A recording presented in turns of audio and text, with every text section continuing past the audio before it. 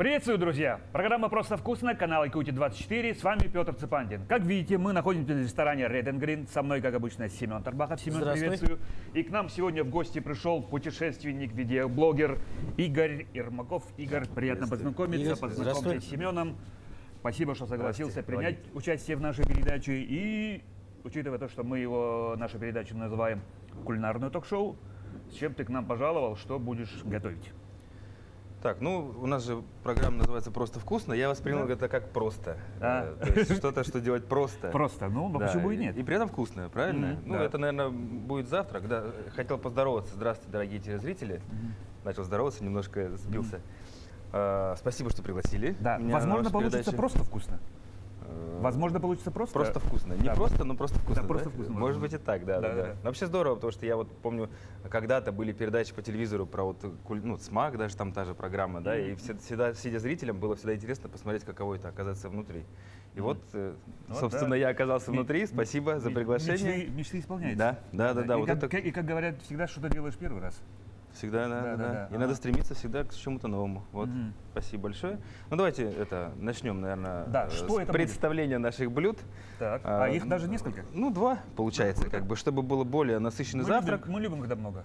Да. Вообще, завтрак – это важная часть питания дня, потому что, мне кажется, это как раз заряд бодрости и сил на весь день. Мой любимый завтрак – это омлет, ну, вернее, яичница. Яйца, да. Я люблю очень яйца, на самом деле, и иногда на завтрак и на ужин съем. Ну, это, во-первых, и быстро, и просто, и вкусно. Для меня вообще, я и вареные, и сырые, вот если в деревню приеду, сырые яйца пью, вообще милое дело. Соответственно, сегодня у нас будет блюдо, которое называется омлетище. Хоть вы и думаете, что вы все же блюда из яиц уже перепробовали, но, возможно, это вы увидите впервые. И наши телезрители, это очень просто, очень вкусно, и еще эффект некоторые вау, типа, да. Мы мужики любим много кушать. Вот. Семен может сказать, что около 100 способов, рецептов есть приготовления яиц. Да? Тогда я боюсь, я тебя не смогу удивить.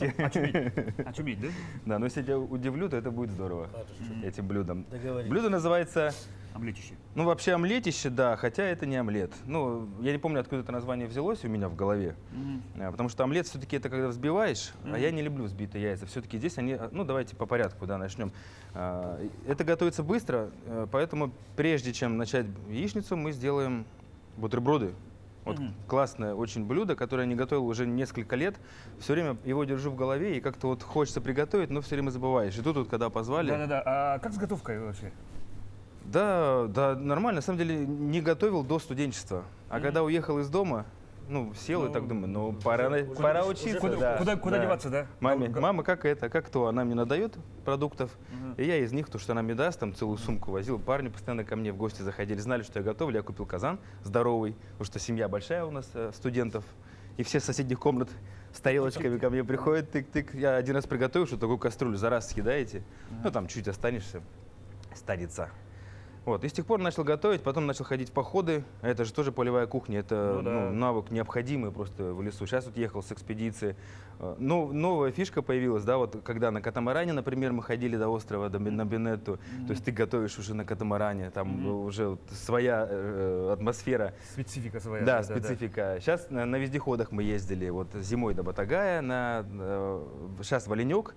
И тоже вот на ходу время экономишь, бывает вот, ну хотя вот последняя моя готовка на ходу обернулась. Сахабах у нас очень острый ножик.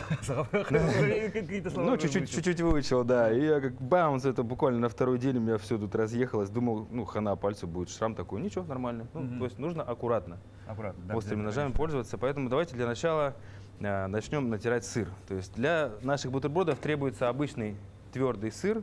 Любой. Я на самом деле покупаю российский. Ну, я ищу вкусный сыр, да, который и, в принципе, не очень дорогой. Сыры бывают дорогущие. Вот, соответственно, вот этот сыр мне вполне по вкусу.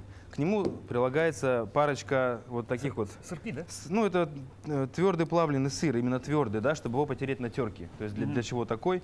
Нашел, единственное, что нашел в магазине, спасибо. Нужно будет миска, да? Есть еще дружба, да, сейчас в миску сейчас все натрем. Не знаю качество этого сыра, ну, вот найти хороший такой сырок, они тоже разные бывают по качеству. Я взял вот, ну, то, что нашел. Надеюсь, он нас не подведет. Хорошо. Соответственно, натираем сыр, да, хлеб нам нужно, ну, вот кусочками нарезать, 4 кусочка как раз у нас на противень помещается. Ну и дальше мы этот тертый сыр заправим вредным продуктом майонезом. Чуть-чуть можно. Чуть-чуть можно, да. Ну, тут без него никак, да. Ты вообще как относишься к питанию? Правильное питание, сейчас модная такая тенденция есть. Ну, правильное питание — это же такое понятие относительно. Есть люди, которые вообще мясо, например, не едят, да? Ну, Для да. них это правильное питание. Конечно, я стараюсь, ну, вредную пищу не есть. Я себе в свое время язву заработал в студенчестве. Ух. Ага. 12-перстный. И с тех пор у меня, в принципе, изменился рацион питания уже до рефлекторный. Плюс мама всегда нас кормила полезно. По утрам всегда каши готовила, и у меня привычка есть каши. Ну, сейчас не всегда, но частенько с удовольствием с утра сваришь кашу, даже с вечера можно сварить, с утра ее поесть. То есть, в принципе, отказался от всяких вредных блюд. Тоже смотришь, когда всякие глютаматы, лишь бы вкус тоже, ну, не покупаешь. Только иногда всякие напитки тоже исключил, которые вот химозные вот эти вот, ну, даже не знаю, какие сейчас они есть. Но более-менее уже старайся полезные Ну да, пищей. да. В любом случае, мы — это то, что мы едим. Ну да. Помимо воды, которую мы пьем, то есть мы из этого всего состоим. Каждому человеку нужно задуматься, что если есть всякую гадость, то организм спасибо не скажет Ну да. за эту гадость. Поэтому тут надо уже... Скоро будет плохо. Да, Может быть плохо. да, время придет, пока запас еще может быть... Так, где это удобно нам сделать? Давай вот так.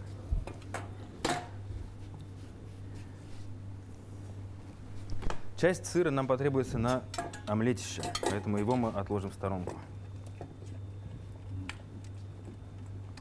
Игорь, расскажи немножко историю о себе. Ты же питерский.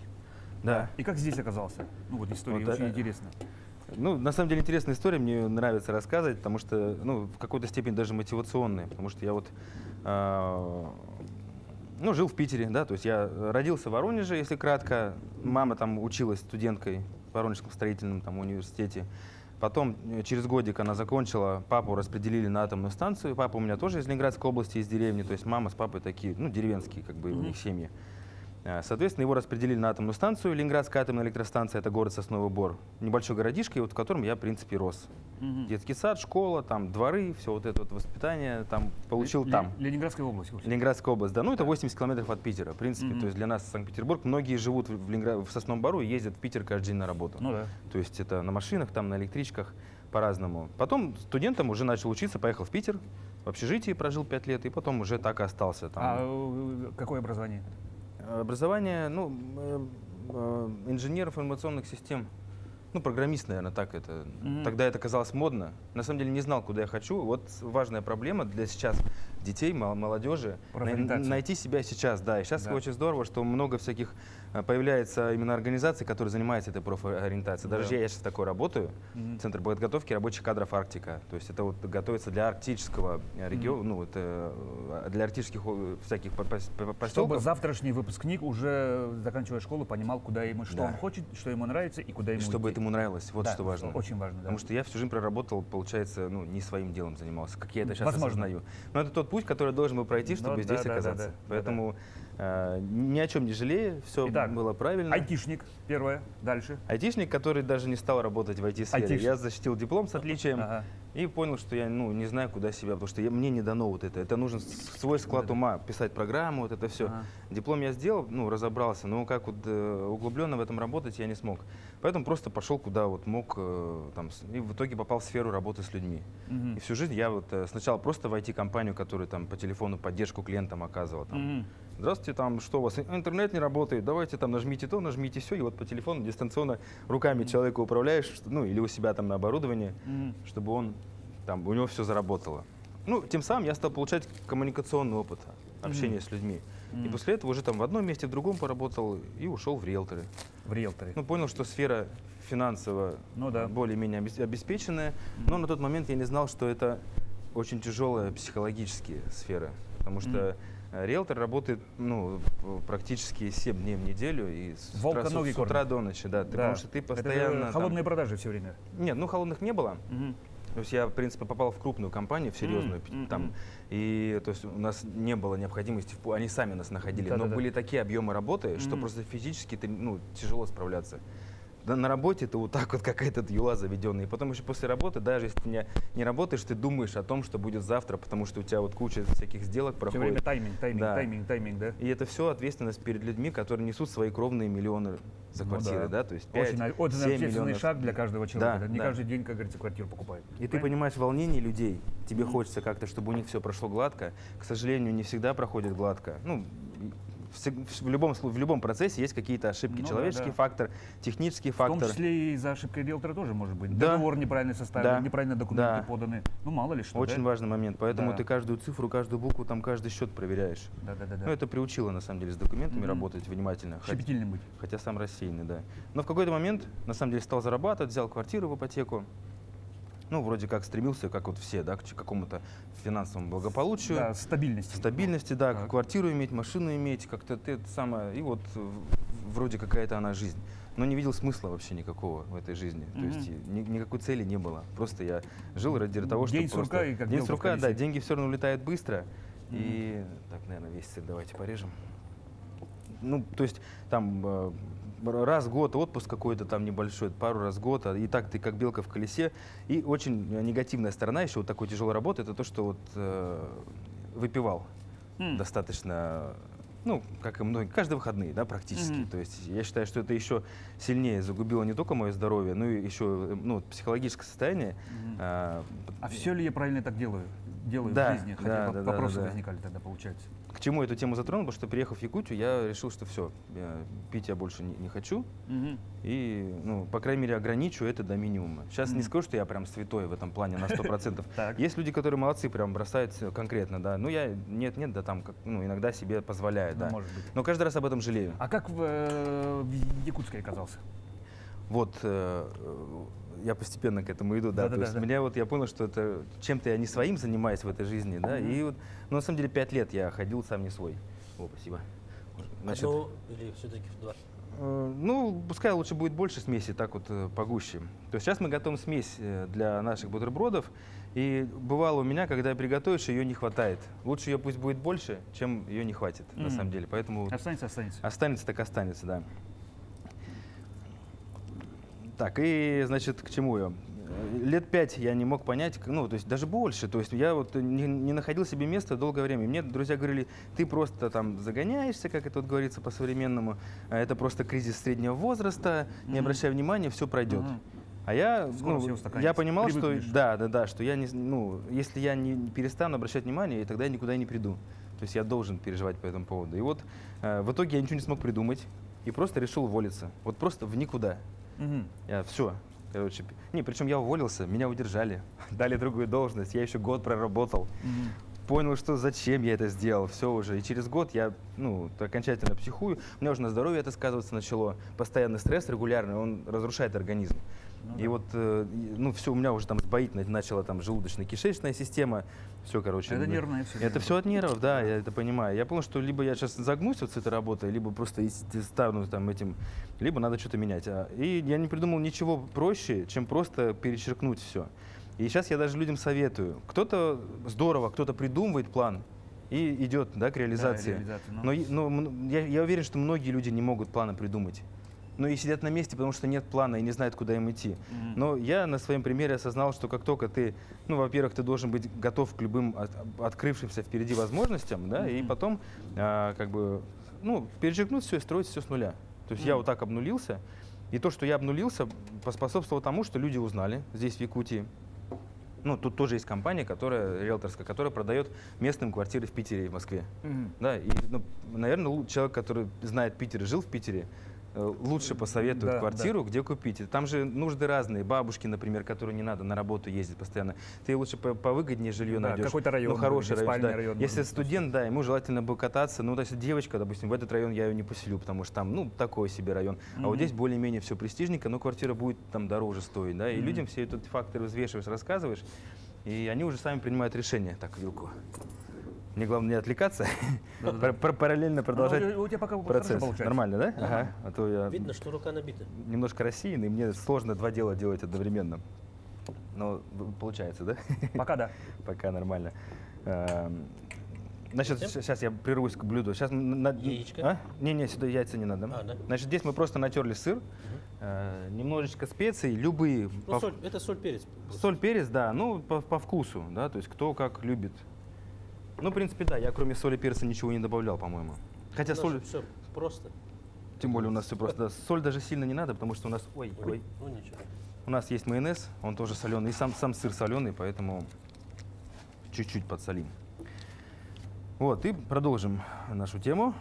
интересную. Оказался якутский. Вот Работал. меня позвали, не хочешь в Якутию? Я даже помню, как сейчас этот звонок, когда мне вот звонят: Игорь, а ты что там, уволился? Типа, я говорю, ну да.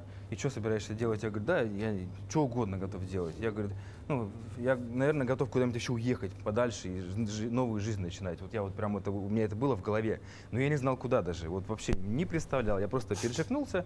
У меня денег там было там меньше 100 тысяч, на самом деле. Даже запаса не сделал себе. А мне говорят, слушай, а не хочешь в Якутск? Как, в смысле? Что Это там? где, ну, где я знал, конечно же, у меня не было такого стереотипа, там, что олени, там, юрты там везде Да, стоят. по улице медведей. Да, такого не было. Я, ну, представлял себе примерно, что такое Якутия. Ну, представлял плохо. Да, и вот я помню это чувство, когда мне позвонили, и мой страх, что я понял, что я, ну, страх того, что я согласился.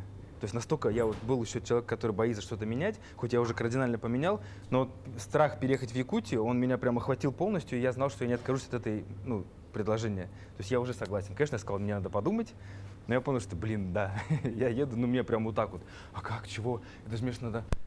Вроде был готов, но когда вот это все по факту случилось, это квартира моя родника, которую там сам лично там на первый взнос копил, там ипотеку платил, ремонт там чуть ли не своими руками. Ну, ребята делали, но я, то есть родное гнездышко, уже 5 лет прожил там, и надо вот его куда-то кому-то сдавать, вещи вывозить, машину продавать, похоже, надо там друзьям всем сказать пока, с которыми каждые выходные там у меня... Я пошел, да. Да. Причем, да, я помню этот момент, когда ребята, мы там, у нас вечеринка очередная там на даче. Я уже как раз тогда еще, кстати, пить завязал. Первая вечеринка, которую я не пил, все пьют. Я говорю, ребята, у меня для вас есть очень интересная информация, я уезжаю.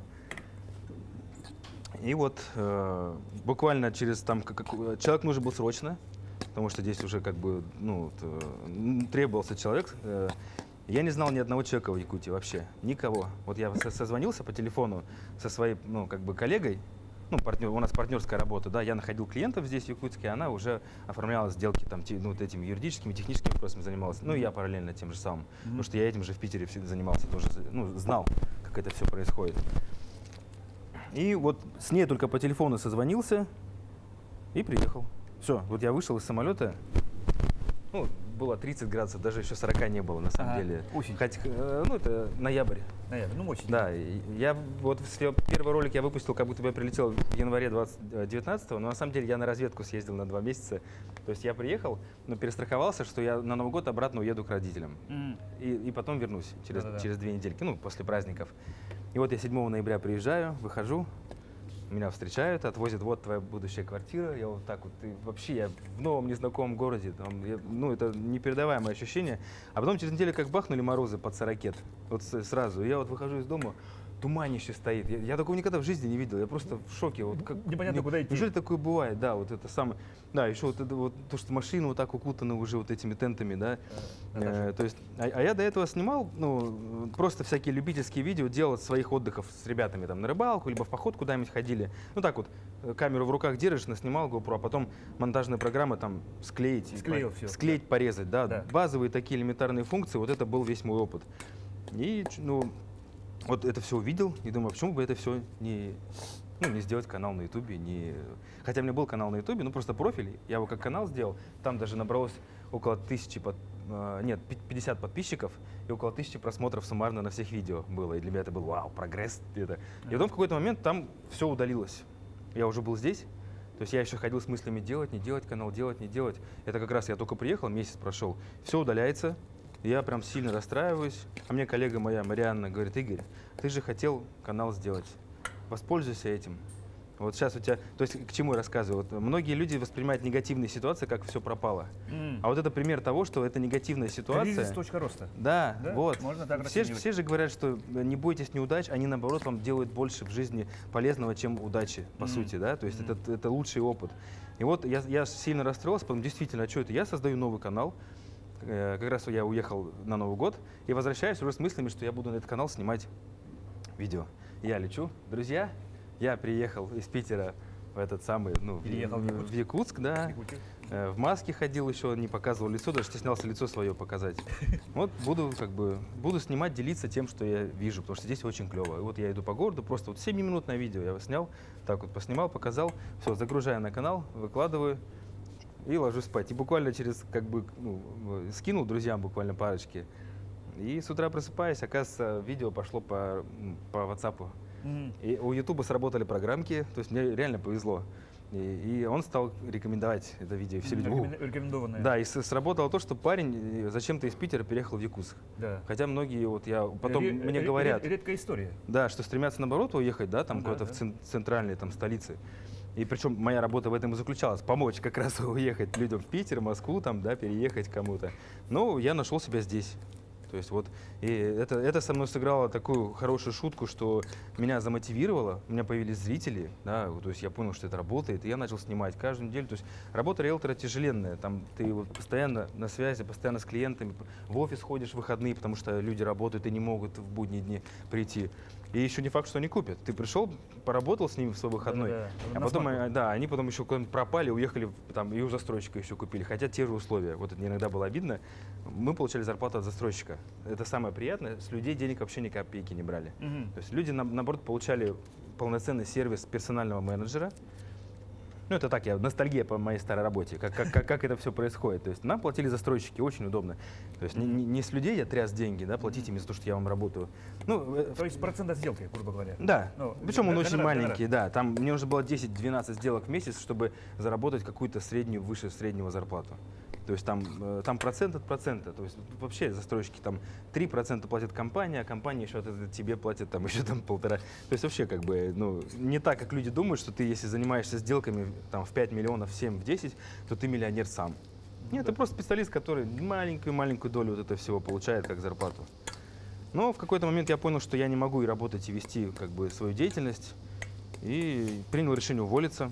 То есть производство видеоблогерства начало больше забирать времени и решил туда. Да, хотя не приносило никаких денег и до сих пор не приносит. Вот в чем. Так. Вот мы обсуждали, что я рекламу не хочу делать, все ругают. А что, все же блогеры делают рекламу. Ну не хочу, у меня язык не поворачивается там что-то там рекламировать. Хотя иногда что-то сам хорошее найду и с удовольствием бесплатно об этом расскажу. Иногда обидно, что вот, продался, купился. Я вот ничего, сейчас на вездеходах ездили тоже. Я ехал в экспедицию, я видел шикарные места, до Ленька съездили.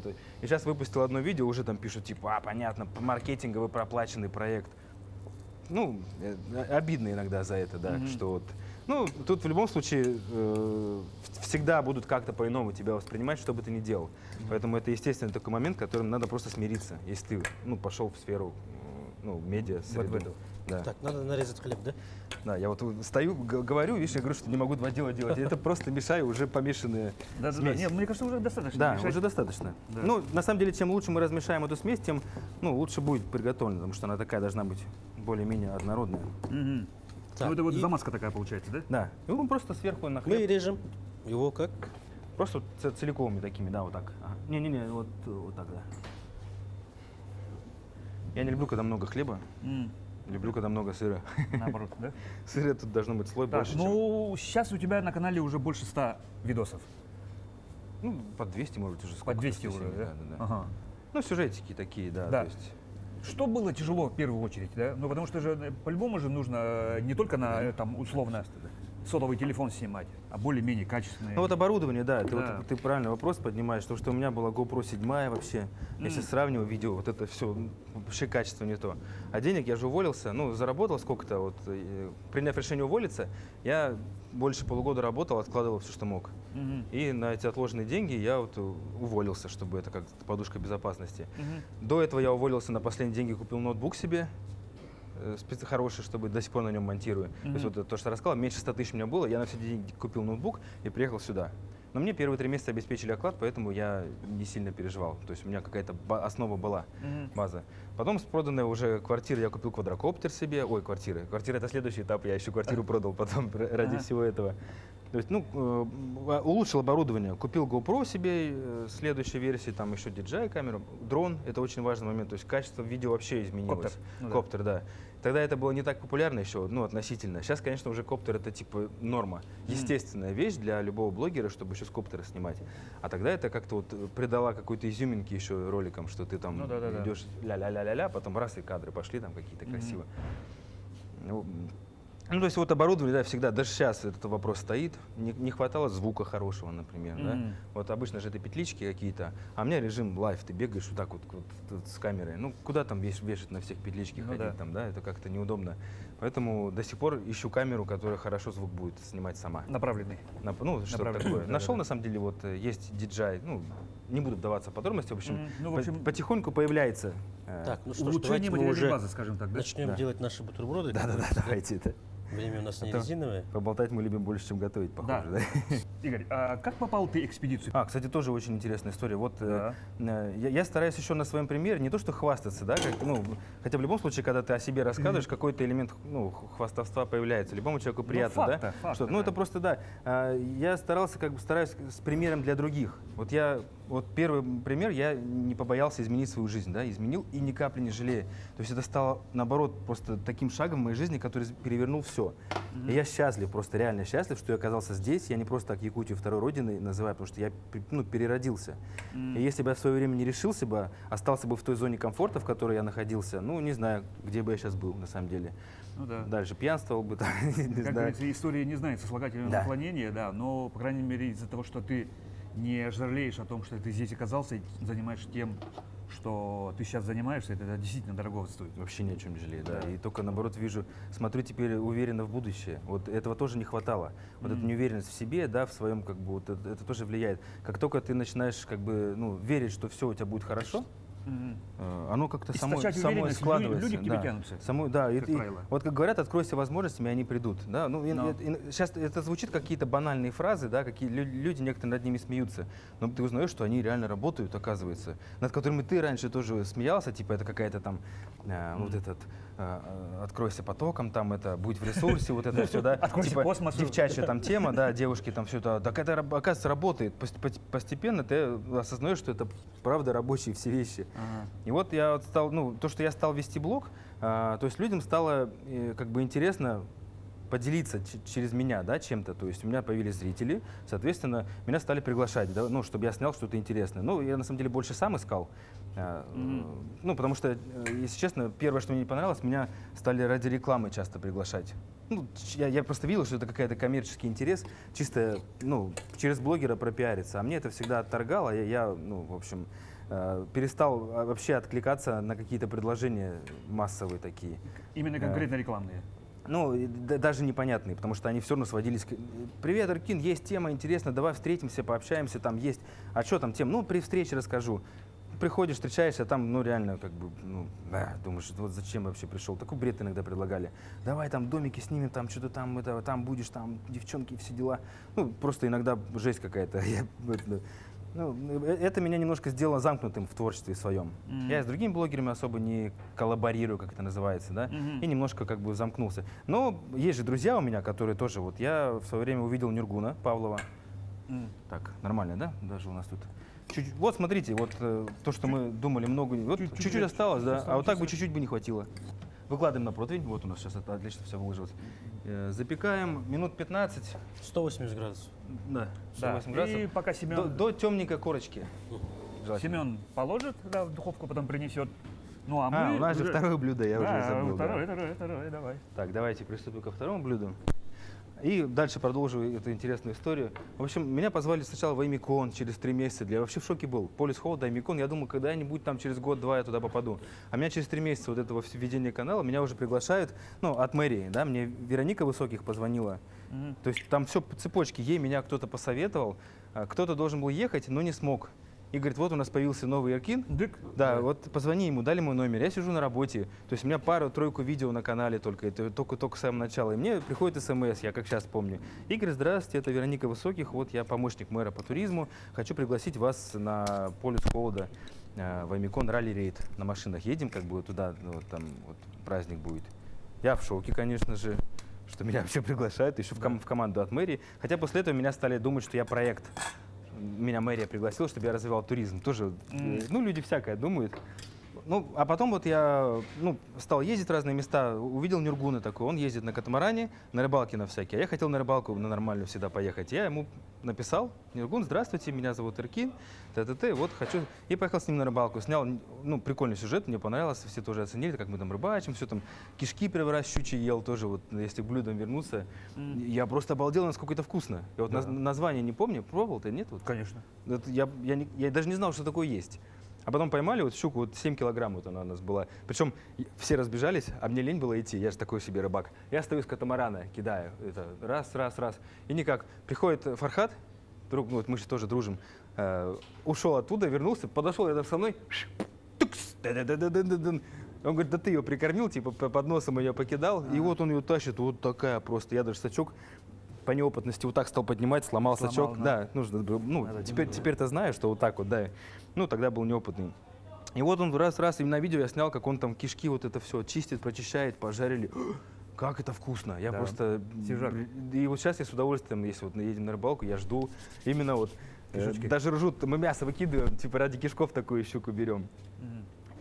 Так, постепенно будем туда-сюда. Значит, у нас 4 яйца я возьму для этого блюда. Немножко тоже приправим. Перца не люблю много, чтобы острое не было. Посолить. И здесь мы не размешиваем, как омлет, да, а именно просто разбиваем желтки, скажем так, чтобы была более однородная такая, как бы, вот, не сильно. Ну вот так, короче, да? Да.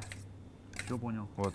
Чтобы, я не люблю омлет. Может быть, и взбить даже можно было бы. Ну да, с молоком, кстати. Да, мне кажется, не очень получится, потому что здесь нужно, чтобы консистенция как блин получилась у нас. По-моему, на сковородке. да. Сейчас сковородку нагреваем. Так, вот, все, нагреваем масло. Вот яйца, да, вы взбили? Да, сильно не взбили. Нет, сейчас и укроп, чтобы не забыли. Сюда, не всегда укроп, его не всегда есть он дома.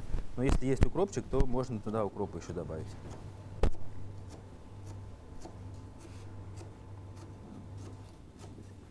Что ты делаешь для продвижения своего канала?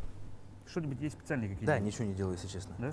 Есть. На самотек все пустил. Есть технологии Ютуба, которые требуют там, друзья, подписывайтесь, ставьте лайки, пишите обязательно комментарии, что вы думаете по этому поводу.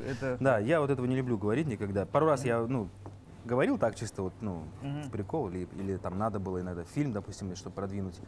А так у меня на самом деле канал не такой уж и развитый. 4 года, получается, уже ему, а там 47 тысяч подписчиков. Это много. То есть, это много, но смотришь сейчас на канал, у меня друг вообще после экспедиции начал вести, и он за 50 с чем-то набрал за несколько месяцев. Он стал короткие видео делать, интересные, то есть у него получается, он всегда делал короткие видео, Мирлан Туркменов, вот мы с ним в экспедицию ходили, стал делать короткие видео, и у него прям они зашли. А я сюжеты делаю. Сейчас, и сейчас их мало кто смотрит. Ну да, потому что народу хочется быстро. Быстро, да. Быстро. Это как бы есть негативное, то есть описание этого термина как клиповое мышление. Ну да. То есть, молодежь в основном. И взрослые сейчас тоже. Времени мало, и поэтому... Не хуже молодежи. На самом деле, вот мы в экспедицию ходили, там с ребятами обсуждали, вот дети, какое у нас поколение, что вот они в телефонах. А как остановка, там что-нибудь, я костерчик разожгу, там парни сидят, это же, говорю, вот вы на себя посмотрите, такое же это. Заливаем? Так, да. Значит, на теплое масло заливаем яйцо, чтобы оно было как блин, круглое, как блин. Одним этим, да, целым. Да. Но я еще накрываю крышкой. Тут нет у нас крышки у этой сковородки. Так, соль, перец не надо? Так, убавить. Не, все уже. Меньше 500 не делается. Хотя бы так, потому что она сейчас быстро начнет. И что я говорил? Как попал на прошла мимо экспедицию, нагло. которую вот Беннета, на остров Беннета? Да. Потому что товарищ Находкин-то был тоже здесь, все рассказывал. Вот, да, Николай Александрович у вас как раз тоже Да, побывал, ты говорил. Благодаря ему, Нюргун, вот я стал рассказывать, мы с ним подружились. Который парень с катамараном. Да, катамаран. А Николай Александрович параллельно придумал эту экспедицию на остров Беннета, искал судно, на каком идти, и они остановились на том, что надувной катамаран было бы здорово. И увидели, что есть в Якутске такой кочевник, катамаран, который Нюргун ездит, там туристов возит. И они выбрали его как средство передвижения, и Нюргуна как капитана. И Нюргун, придя в команду, понял, что им нужен человек, который будет все снимать. Причем даже был спасатель, да. Николай Александрович очень ответственно подходит к людям, которых он берет в экспедицию. Ну, конечно, да. Со стороны такое, да. чтобы взять, Долгое, это опасное приключение, опасное, да, да. и как бы гражданских людей он старается спасать или набирать проверенных ребят, с которыми он там, ну, он раньше возглавлял службу спасения, сам их набирал на работу, то есть Ну да. прекрасно понимает, что от них ожидать. Так, сейчас, ладно, еще. И, соответственно, Ниргун говорит, вот есть Эркин, такой вот блогер. Ну, я знаю, что немножко скептически отнеслись, потому что блогер как-то, ну, Зачем? с Питера блогер сейчас такой хайпажор приедет там. Ну, многие так воспринимают. Но ему дали посмотреть мои видео. Я про Сангар снял видео, на охоту мы с Ниргуном ездили. А это как раз родина Николая Александровича. Ему понравилось. И вот меня пригласили, позвали.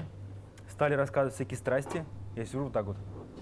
Волны, океан, медведи, все вот это. Думаю, Белые, куда ну. я попал, да-да-да. Ну, а уже, как бы, мы потом с Ниргуном сели в машину, я говорю, Ниргун, это что такое? Ну, все. Я даже заснял, вот, типа, заднюю включать уже поздно. И вот так вот меня пригласили в команду экспедиции. Уже время поджимало, то есть, в принципе, кроме меня вариантов уже не было. Но мне говорят, Игорь, нужно сделать фильм. И дали фильм посмотреть «Великий Северный путь». Там целая команда его делала, человек 15, там каждый своим делом, монтажер, там, диктор красивым голосом весь фильм озвучил, кадры, там все это снято. Я говорю, Николай Александрович, да я же вот видосики только позавчера, считай, лепить Да, да, вот научился. так, вот так. Какой им фильм? Он говорит, ну, надо типа к этому стремиться. И вот с этим пониманием, что надо к этому стремиться, я, получается, пошел в экспедицию, опять же, не испугался, да, думаю, ладно, решу проблему по факту ее как бы необходимости решения. Будем решать проблемы по мере их поступления. Да. Побольше, наверное, да? Да-да-да, сейчас я так вот, чтобы... В общем, смотрите, получился у нас вот такой блин, сверху почти готово. Ну, в принципе, можно даже вот из-за крышки. Почему я крышку кладу, чтобы оно сверху еще схватилось. И теперь вот насыпаем сыр сюда.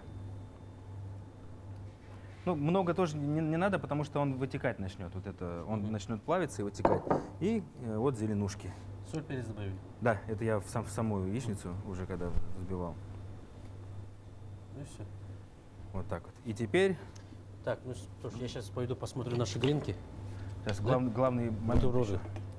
Как раз к тому времени у нас Да, как раз сейчас подойдет. бутерброды. Надо, чтобы корочка там появилась, да. И мы берем, вот так половину захватываем. Видно, да? Там, Да. И вот так вот, опа! Ага. Чуть-чуть не дотянул, но это тут сейчас... Ну ничего. Ничего страшного, можно вот так вот потом поправить. Даже бывает порвется, ничего. И все. Вот у нас вот так вот, это вот такой полумесяц запекается немножко еще. Доходит, скажем так.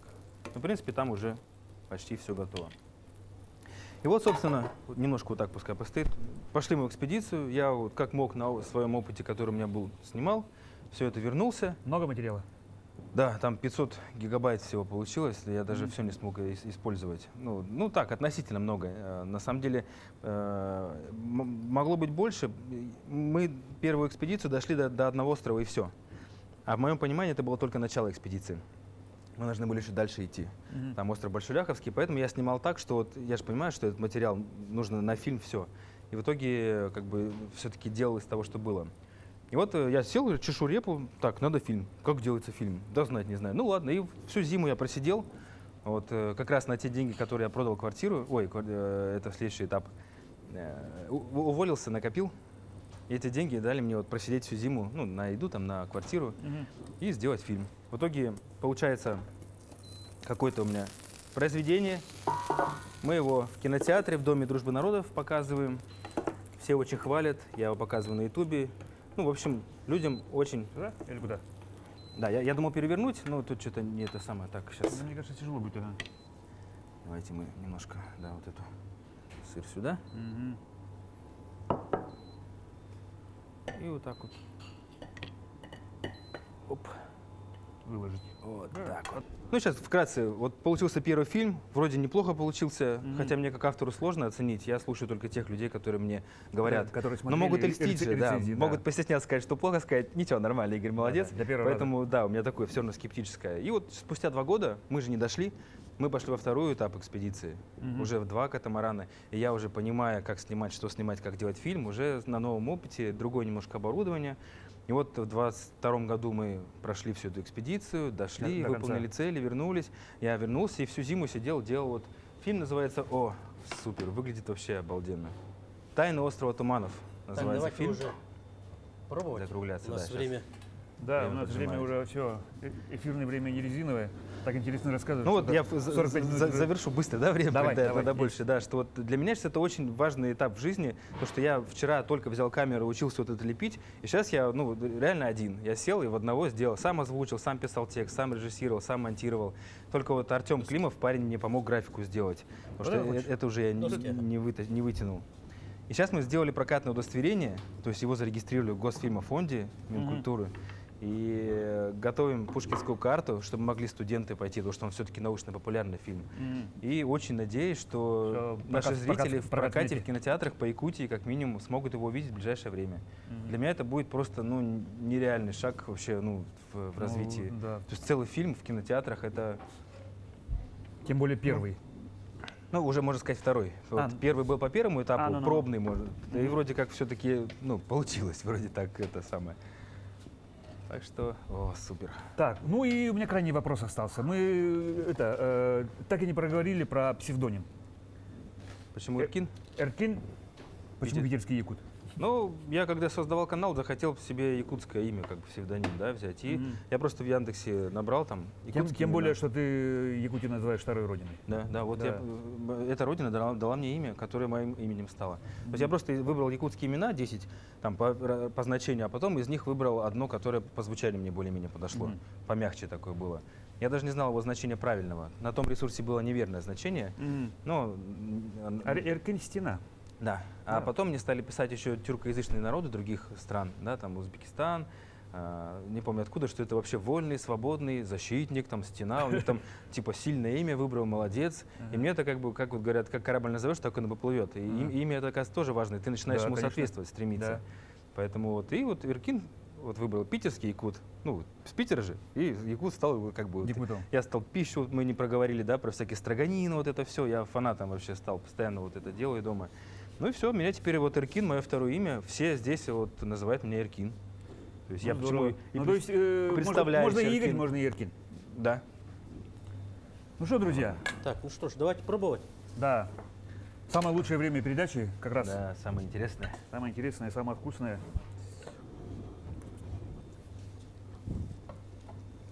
Каков ваш вердикт? Круто, круто. Мне, кстати, очень сытно. Даже Да. из 2 яиц вот такую сделаешь на одного, Да, вообще вот так. объедаешь, а если еще вот такой бутерброд съешь. Практически на целый день, да?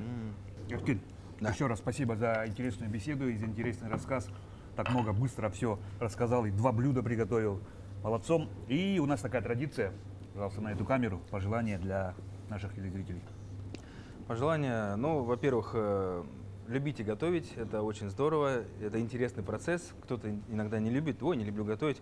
Наверное, человек и кушать не любит. Наверное, вот я люблю кушать, поэтому люблю готовить. Это к тематике нашей передачи, потому что готовить это несложно, надо просто включать фантазию и импровизировать. И из любых блюд можно что-то сделать.